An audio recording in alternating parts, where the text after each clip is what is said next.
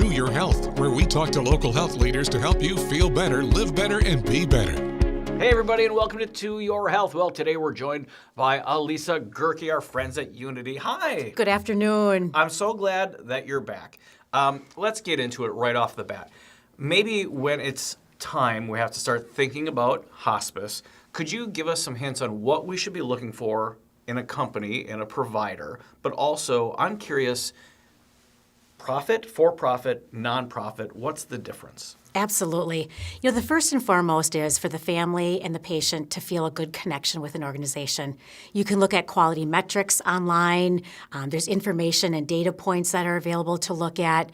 In the for-profit, nonprofit, there's a difference. We are held to the same core standards at a federal and a state level, but how we allocate our resources, what we do with our profits, we reinvest right back in the organization. We do not have stockholders, shareholders that we are responsible to. So we take that and we invest it right back into the organization, and we look for gaps in the community. What is it that the community needs that we as a nonprofit can help fill? And I think we have seen that over the years with Unity, especially all the services you provided, the Grief Center, all those things. It's amazing. I didn't know, we were talking that you were one of the first hospice organizations started in the United States, like 50 years.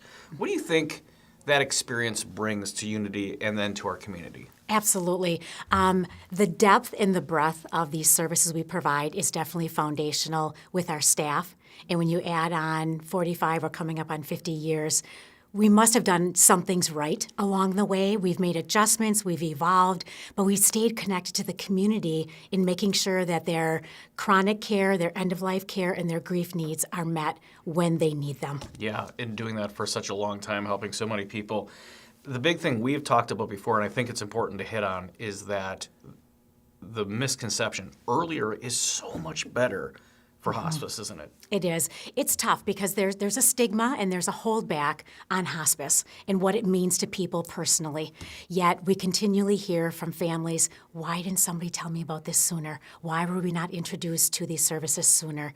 So when a terminal or a chronic life-limiting condition is provided as a diagnosis, reach out to us. We have multiple different programs that maybe hospice isn't the fit at that time, but maybe our palliative program or our care companions program.